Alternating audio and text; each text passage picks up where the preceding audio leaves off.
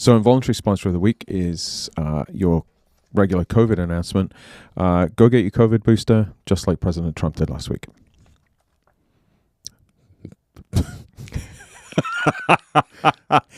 Watch people's actions, not what they say. Go get your booster, everybody. We're in that season. Get a flu shot while you're there. And also CVS and Walgreens are making it pretty clear they're giving shots to everybody. Check your state regulations for whether you need a prescription or not. But go get shot. That's the wrong phrase. Should do that in British English. Go get jabbed. Jib jab. I think you've got a better sponsor of the week. More interesting one. I'm Ace Callwood. Oh, we have to do that thing. We're a radio show or something. Crack on with it. Run it.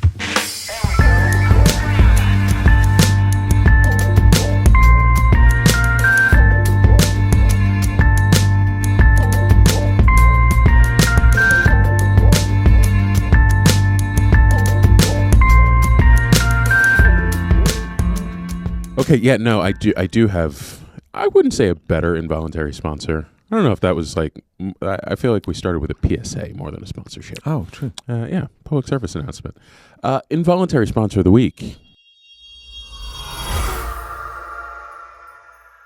Mine, at least, is Flighty. Not being You're describing flighty. yourself. Yeah. No. Because specifically we are data whores. So Flighty's an app. I was on a flight Sunday. Sitting next to, I was sandwiched between two sales guys, and I was thrilled for a weekend flight to talk to two guys who just wanted to chit chat the whole time. But we derived, don't you? Yeah, it was my favorite. But got a good recommendation out of it. Flighty app.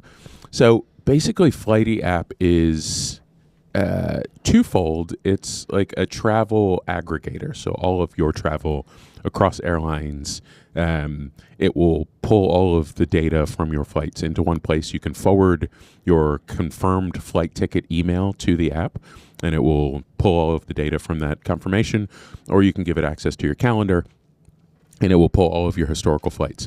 So while you're traveling, it gives you flight updates, it gives you gate updates, it gives you travel or transit between your layover gates, tell you if you've got a leisurely or a frantic sprint between gates. Wait. So it basically replaces my role in your life, because I tell you all those things. Yeah. Yes. So you've replaced Scotty with Flighty. Which And is here we go, the significantly technological less revolution. annoying. It's great. It's No, this looks cooler. Like, It's the interface cool. is good. So And then the this depressing part- tells you the planes you fly on the most and where you go. It has, yeah. Oh, So what is it that? tells you like the most frequent tail number. So the like actual airplane that you have been on. Again, because it aggregates all of the data from all of the major carriers. So I have been on a JetBlue flight 5 times. No, like JetBlue, the same specific airplane. plane. Yeah, The plane. That tail number N239JB, blissfully blue. It's an Embraer 190.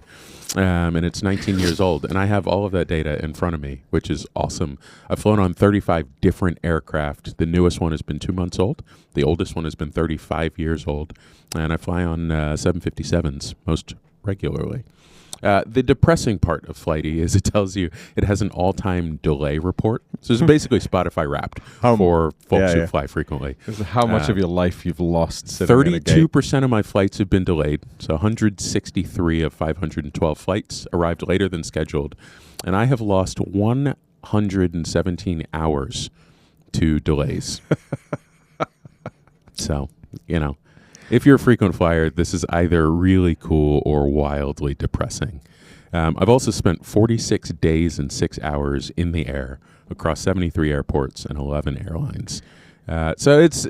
so if they're listening, Yeah. so this might be the platform. We should tag them in whatever We socials should. we put out. I'm really digging it. If they're listening to this would be the platform for that thing that we wanted LinkedIn to do, but this is better, which is it would give you a ping if somebody you knew was in the airport where you could catch up with them. Because I'm Knew and convinced, wanted to, yeah. like and also you'd put the list of people you don't want to see in the airport, and it would tell them you're in a different airport.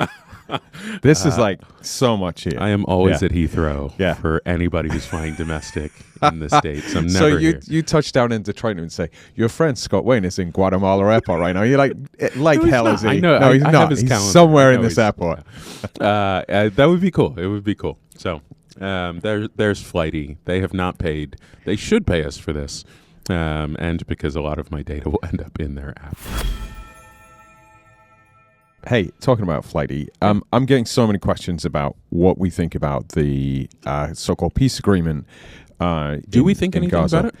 Yeah, I mean, well, look, I'm just going to give some fundamentals. Lots of chatter, all of those people talking about it. First of all, look, this is the deployment, talk about Flighty, the deployment of Audacity as a negotiation strategy. And full credit. So what appears to have happened, there is this very detailed 20-point plan in the background that feels that it was written by Steve Witkoff, President Trump's envoy to the Middle East, Tony Blair, and former Prime Minister, who's been a sort of peace envoy. I mean, it's just kind of controversial in itself for some time to the region. And what's his face? The son-in-law, Kushner. Yeah, Jared Kushner. Yep. And it looks like, the way that it's written really feels to have the fingerprints of people who've been fairly thoughtful about this thing. And it turns out that Steve Witkoff, this kind of property developer from New York, has actually been fairly thoughtful about this whole thing. So that's in the background. Then President Trump and look, I'm going to say this positively. What else is there to lose? We've had sort of endless years of conflict. Nobody's made any progress. People have made progress, but it's been forward and back, forward and back, forward and back.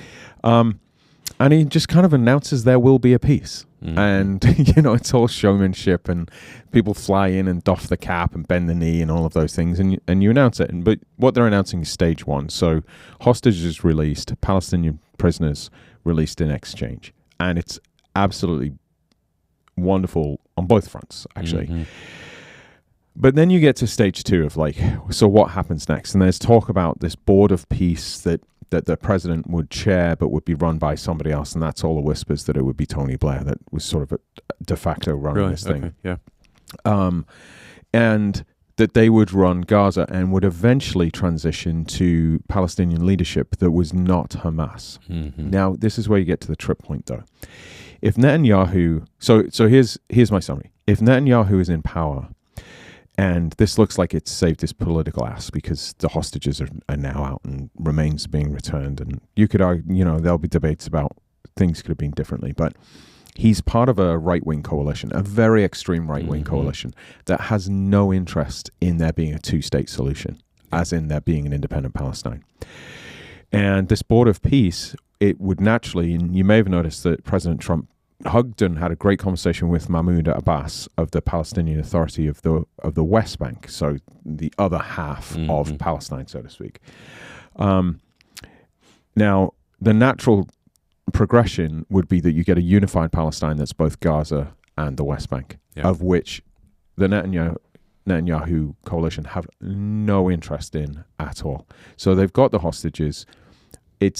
There just isn't, we talk about that mutual interest. There's a mutual interest between the Palestinians and between the local Arab neighbors in having an independent Palestine two-state solution.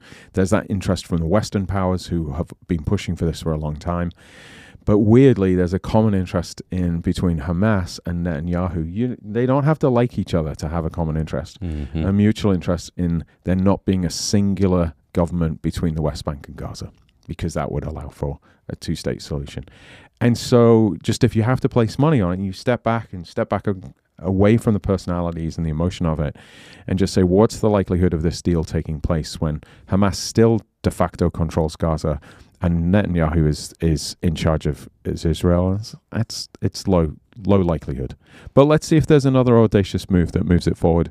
And I say this sincerely, I wish everybody luck in sort of shaking it all up and seeing if something can fall out of it. Here endeth the statement. We've talked previously about red lines, and to your point, there are still a couple floating out there. Netanyahu's unwillingness to declare a Palestinian state is one of them. Yeah. He's pretty adamant about that. And Hamas, having previously stated at least that it won't disarm until a Palestinian state is recognized. It's Also, making progress. look, Things have slowed. Aid is coming in. Look, let's really celebrate. There is some huge. aid coming in, and the UN, it looks like, has moved very quickly to do that, which is, look, let's just feed people in the first place. And then, but to your point, if you're a terrorist group running an area, whether that is, in Syria, whether it's in Palestine, Israel, whether it's in Northern Ireland, is you make money from that. Mm-hmm. And so you're also asking people to give up their livelihoods as they go through. And in this case, Israel has a strong history of taking people out after events. And so is there really interest in Hamas disarming, truly disarming? Right. There's a lot in this.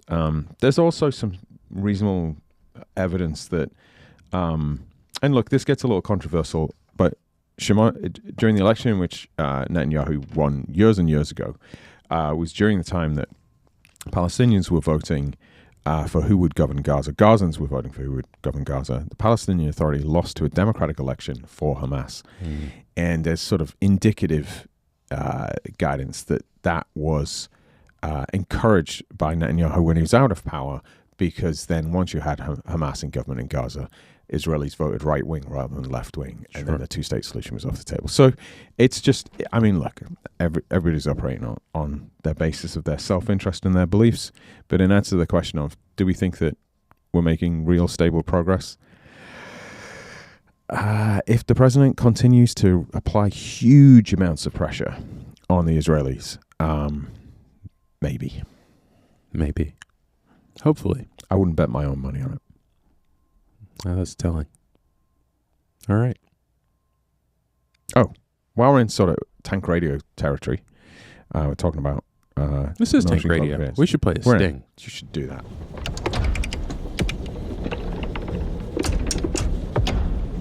We should do that before we do the section on tank radio. I don't think we know what section we're in. It all blends together. Just in terms of global security and politics, in the first 6 months of the year of 2025, renewables generated more electricity than coal for the first time ever, according to the International Energy Agency last week.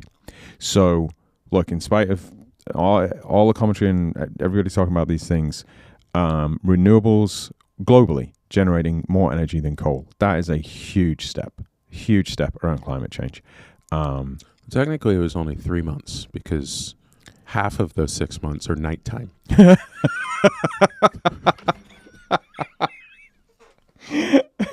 does it work in the dark? How does it work in the dark? That may be a reference to the Virginia gubernatorial debate that solar doesn't work in the dark. Let's not mention Duracell. No, that's cool. And look, we've talked about this before, right? Texas being one of the biggest clean energy contributors, while also being an all-state. And I think the Texas-California thing calls out bullshit on both sides, which is to the Texans who are like, hey, we're all gas, we're not interested in renewables, but actually we're building this stuff at the fastest rate because, interesting, just like the Iranians, we realize if we have, and the Saudis, if we invest in renewables, we can sell our oil and gas overseas or to other states. So the hypocritical aspect there. And then to the Californians who fell to number two because they can't get the bureaucracy out of the way to build these bloody things. And so then, the mindset of Texas, just build, baby, build, wins through on the environmental stuff. So, just I think there's also drowning in hypocrisy. I love it. There's also this interesting economic kind of indicator, though. I'm seeing the last snippet of the snippet that you posted.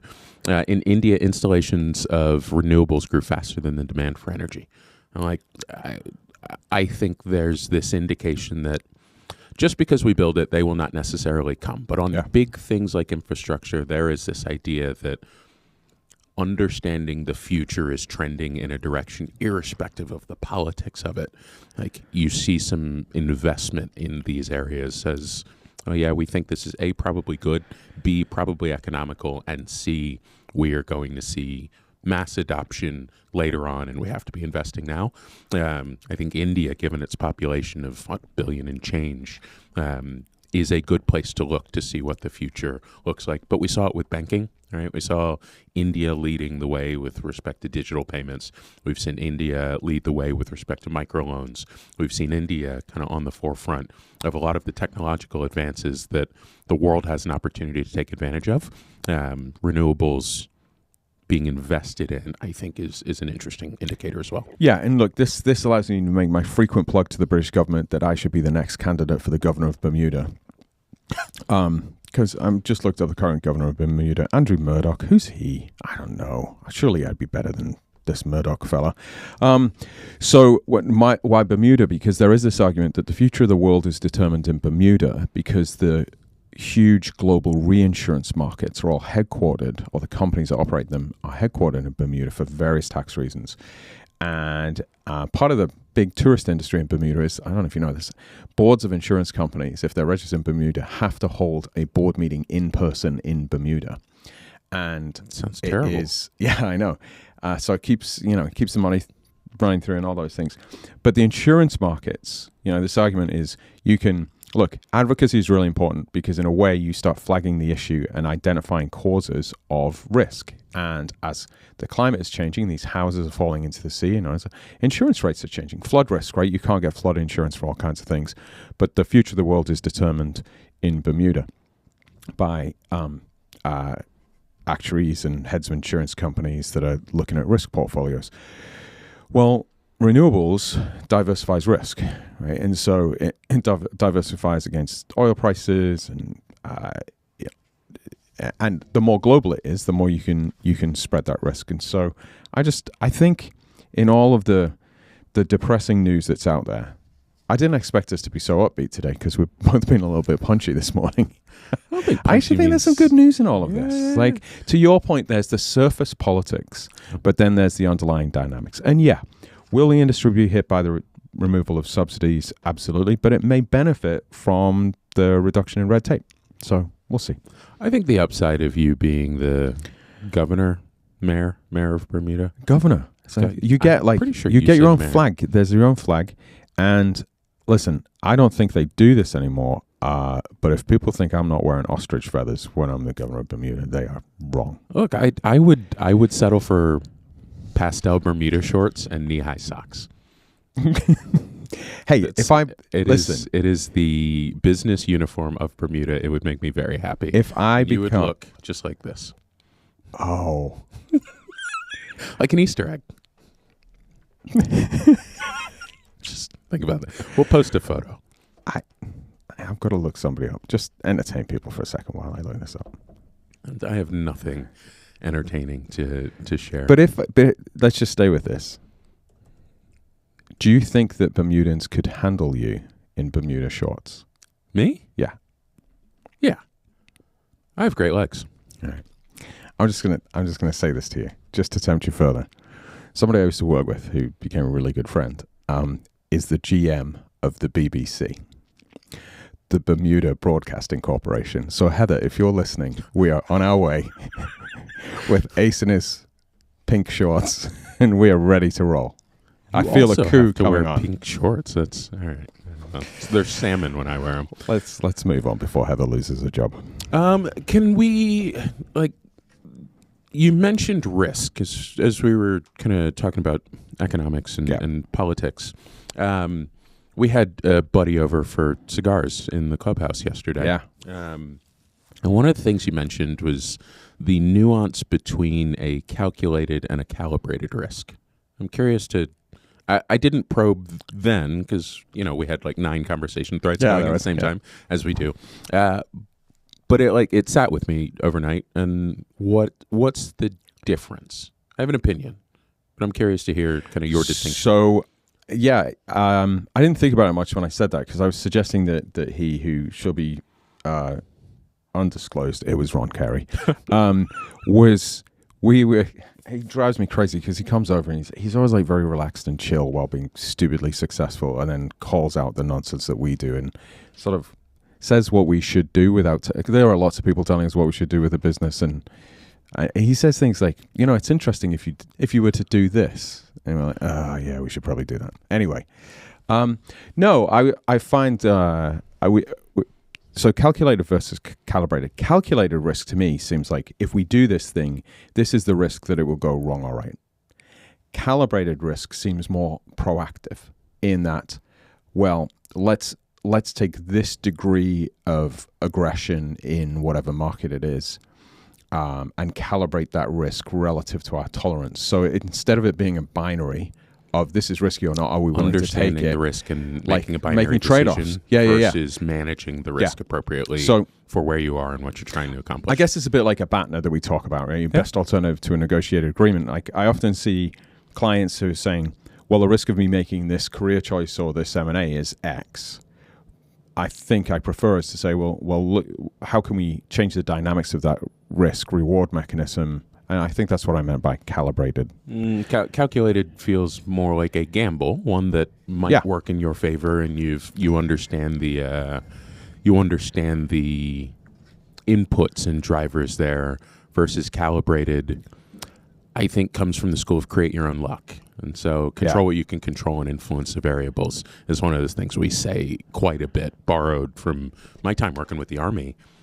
And that feels like calibrated, controlling the things in our locus of control, influencing variables, rather than just understanding the dynamics at play and shooting kind of in the midst of that. And I think, I think it's important. However you describe it is that it's not just a binary choice whether I'm going to take this risk or not. You can affect it.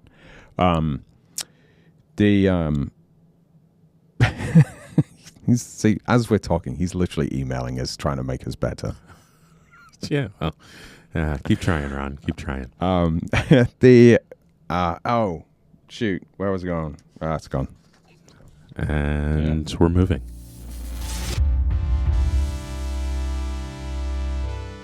I saw this cool thing on the internet. God, we've got to that now. Just reposting things from the internet. Oh, not reposting it. All right. I saw a cool thing on the internet, and it was this woman who was using both her iPhone and reused or old hotel key cards. Oh, hang on a second. You said last episode that you were going to talk about hotel key cards, and you didn't. So we're actually just getting to that. That's why I primed it with undiagnosed ADHD. I probably just forgot about it. Yeah, all right.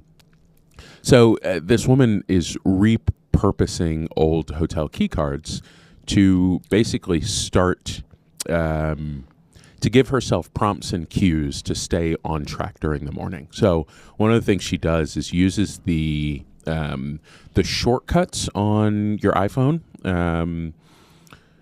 So you can create various shortcuts, right? And some apps have kind of default or built-in, so you can check in when you get to a Marriott property, or you can automatically join your next meeting on Zoom. Like there are some things that are just kind of default if you have an app on your phone. Yeah. But you can create your own recipes. So it's like Ift or Zapier, just kind of built into native iOS. I'm sure Android has similar functionality. What does this have to do with key cards? I'm not fucking there yet. Sorry. Yeah. I've got ADHD. I want to get clearly. So you can create these recipes, and one of the things that she does is uses the NFC technology on a key card and the ability to connect your phone to it. So she basically leaves key cards around in places of her house where she needs to start a process and will forget otherwise. And she taps her phone. She links the key card to a recipe or a protocol on her phone, and she taps her phone to the key card, and it starts the playlist for washing the dishes, for instance. And so she's got a key card like by her sink, and when she gets to the sink, she taps it, it starts her playlist, it gives her a set amount of time, and she does the task that she's supposed to for her kids getting up in the morning. As she gets to their kids' room, she taps the key card, it starts their like morning playlist where they brush their teeth and get dressed and get ready for school, and they're down for breakfast, and it sets like a 6-minute window where they do all of these things. And I just thought it was fascinating. I've got a ton of key cards floating around, and like some structure for those who are looking for or need to find structure. This was one of those interesting hacks. It will work for 10% of people.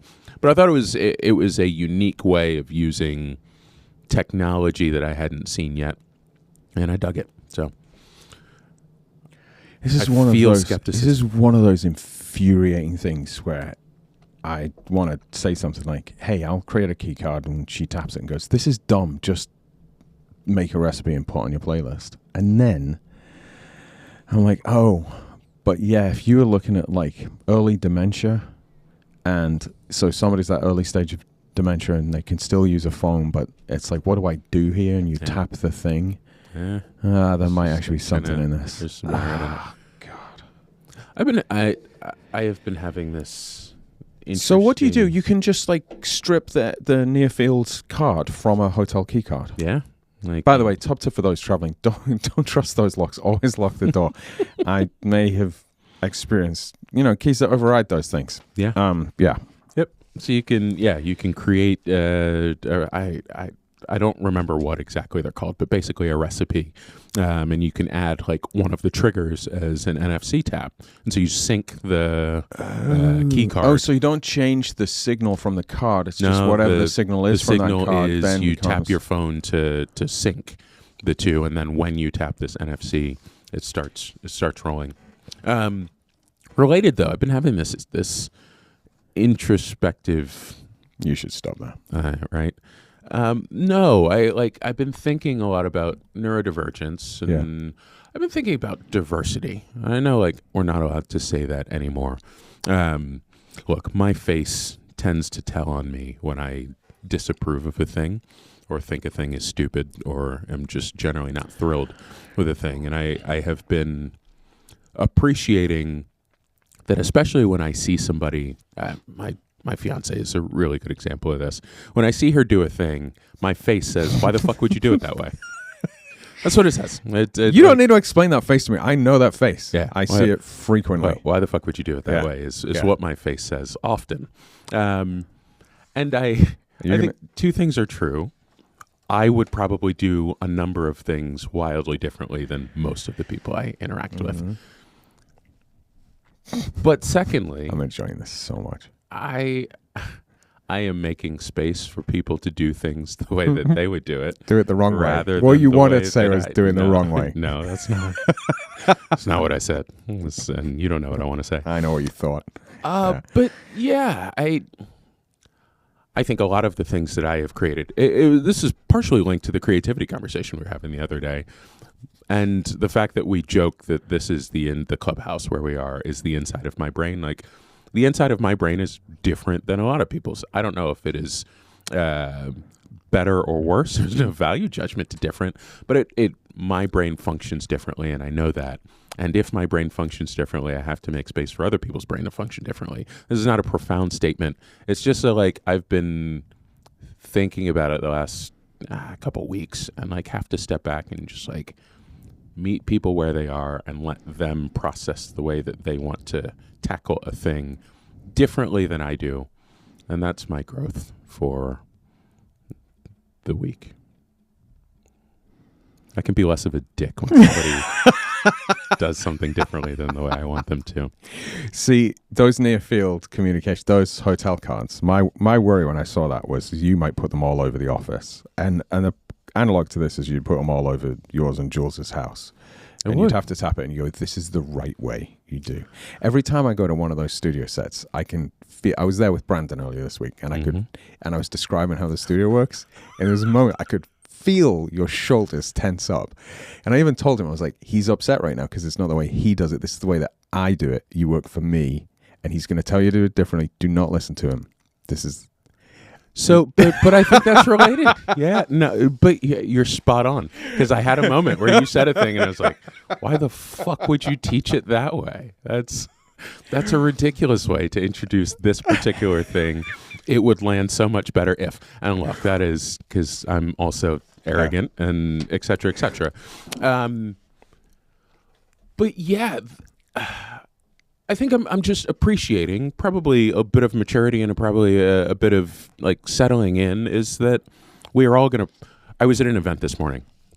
And I came back and got to the office and I said something to the effect of any place that while taking a group photo says, let's do a silly one, it's not a place I want to spend time. And look, I will stand by that. I'll stand by that. I'm not a fucking take a silly one guy.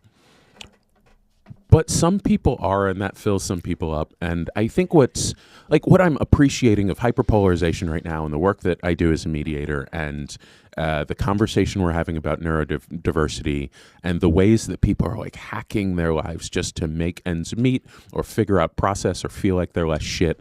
Making space for all of those people to show up in the way they need to tap their near field hotel key card, if that helps them get something done a little better and feel a little bit less guilt or a little less shame. I think we'd probably, perhaps all, I certainly could do better for like letting people exist in the way they need to fucking make it work, because it's hard. It's hard for all of us right now, and it doesn't have to be perfect for me for it to be good enough for somebody, for them to just like breathe and relax and exist. And I could probably just not bust their balls as much as I do. And I don't want to be in the silly picture, but some people, that's good and that's community, and like I could be less of a dick about it. That's my introspection. I could be less of a dick.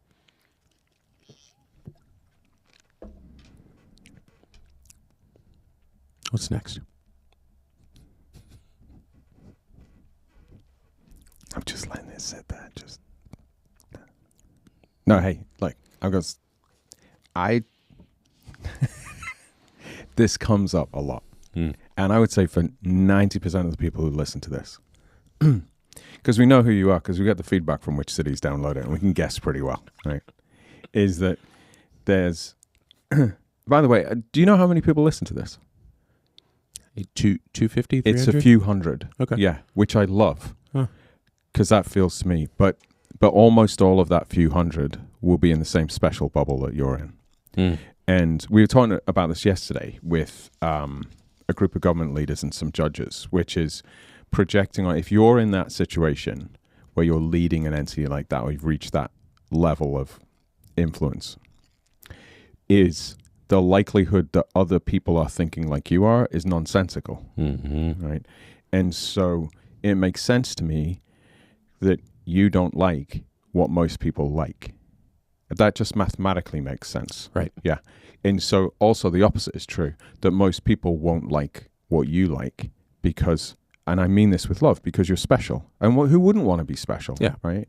And I'm going to jump a little bit. I'll come back in a second, but one of the things I find interesting about the anti-DEI movement is the people who are the big like spokespeople for the anti-DEI, they seem pretty neurodiverse to me. Just let that sit in a little bit. And I think I put myself in a similar world. I get called an elitist on a regular basis, and I sort of lean into that because like we have this presumption that everybody's wanting to make a difference and everybody's wanting to do the thing. No, they're not. People are just living their lives. Yeah. And a high point might be, and look, this was a self-defined creative community, and I think it's great what they do, and plug to Jamie and Grant and the team at Frontier that sponsor it and make it all happen. But I think I'd said to Grant the last time I went to one, is like, I hate this, because they do this, like, everybody gets to know each other exercise. At the beginning, I was like, I hate this. I always come like 15 minutes late. And he's just sort of gave me a look of appropriate derision. Yeah, we just, but you have to watch out for it, because we have to not presume that people will work in the way that you work. And that applies to all several hundred of you that are listening right now. That's what I'm saying. I'd go a step further, is to presume that people don't see the world in the way you do. And like, that's that. So it's a yes. And like, if one has gotten into a place of leadership by being different, more driven, unique, etc., if one has become a creative and has been successful in that because your brain works differently and you create beautiful things or practical things or design things for people, it naturally follows that other folks probably don't think exactly the same way, and you would see a better or different path to an outcome. And I think like softening that edge of why the fuck would you do it that way? So look, has been helpful for me. There's always a good time to quote Jimmy Carr, and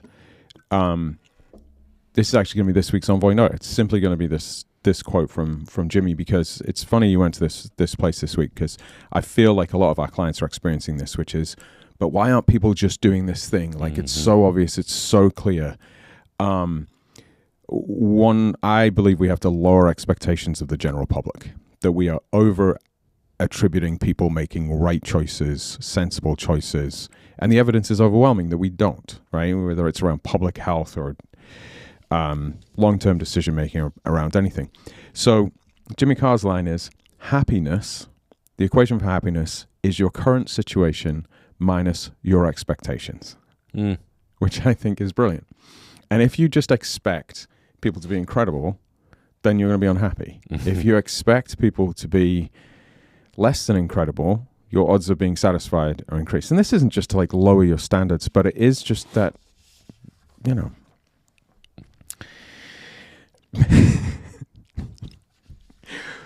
coming from the guy whose longest lasting relationship has been with a special ed teacher who just tilts her head and says, "You will." Oh, you're doing that this week.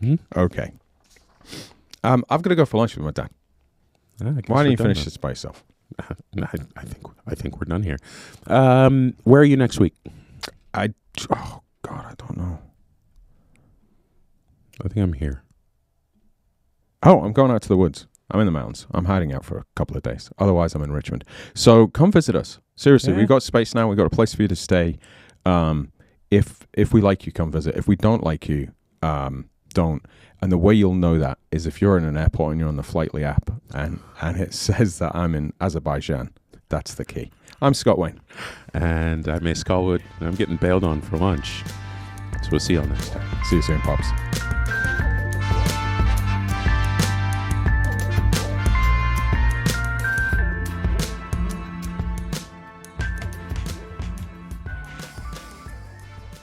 Do you want to come? No, I'm good. All right.